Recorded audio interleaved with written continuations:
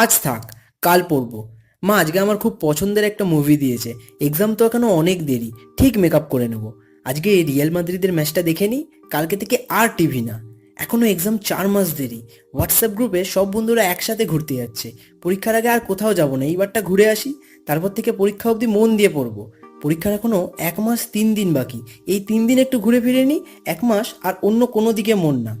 আজকে খুব ঘুম পাচ্ছে, এখন ঘুমিয়ে যাই, সকালে উঠে পড়বো।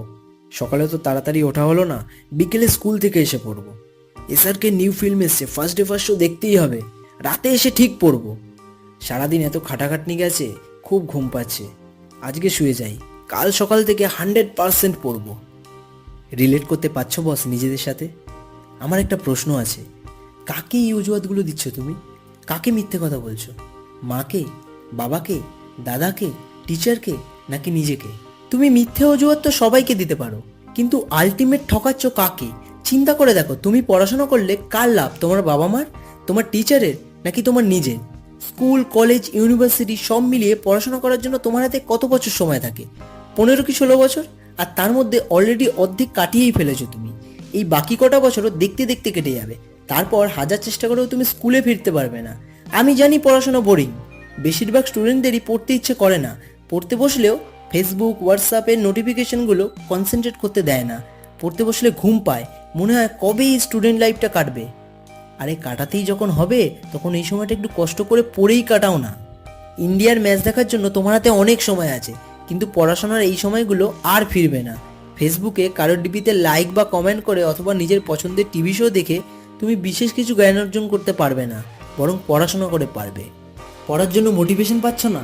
এক কাজ করো, কল্পনা করো তুমি যদি পড়াশোনা করে ভালো মার্কস নিয়ে পাশ করো, তোমার মা কতটা খুশি হবেন, তোমার বাবা কতটা গর্বের সাথে সবাইকে তোমার কথা বলতে পারবেন। চিন্তা করো, তুমি যা যা শিখছো পড়াশোনার মাধ্যমে, তার দ্বারা তুমি ভবিষ্যতে কত মানুষের জীবন পরিবর্তন করতে পারো। তাও মোটিভেশন পাচ্ছ না? তাহলে এক কাজ করো, রাস্তায় বেরিয়ে হাঁটো। দেখবে যাদের থাকার জন্য বাড়িটুকুও নেই, যে সমস্ত শিশুদের শৈশব ফুটপাতে কেটে যায়, যারা রোজ দুবার খাবারের জন্য সংঘর্ষ করে চলেছে, তাদের জন্য এই পড়াশোনা করাটা স্বপ্নের ব্যাপার, তারা চাইলেও করতে পারছে না। আর তুমি তো সমস্ত রকম সুযোগ সুবিধা পাচ্ছ, তোমার বাবা মা তো তোমার পড়াশোনার ক্ষেত্রে কোনো অভাব রাখেনি। তাহলে তুমি কেন নিজের স্টুডেন্ট লাইফটা আজে বাজে জিনিসের পেছনে নষ্ট করছো? এক্সামের যতদিনই বাকি থাকুক না কেন, সবচেয়ে ভালো দিন পড়া শুরু করার কবে জানো? আজকে। অনেক সময় নষ্ট হয়েছে, আর নয়, আজকে থেকেই পড়াশোনা শুরু করে দাও। সবার আগে নিজের কাছে প্রমিস করো, আর কোনোদিন নিজেকে কোনো রকম অজুহাত দেবে না।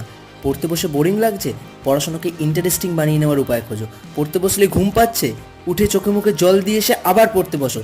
ফেসবুক থেকে আসা নোটিফিকেশনগুলো পড়ায় মন লাগাতে দিচ্ছে না, মোবাইল অফ করে রেখে পড়ো, কিন্তু পড়ো, আজ থেকেই পড়ো। নতুন কিছু শেখার জন্য পড়ো, মায়ের মুখের হাসির জন্য পড়ো, বাবার পরিশ্রমের দাম দেওয়ার জন্য পড়ো, নিজের এবং অন্যের লাইফ বেটার বানানোর জন্য পড়ো, দেশের জন্য কিছু কন্ট্রিবিউট করার জন্য পড়ো।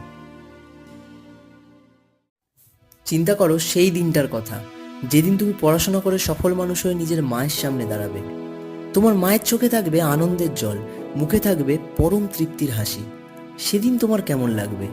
সেই দিনটাকে সত্যি করার জন্য আজ থেকেই পড়ো, এখন থেকেই পড়ো।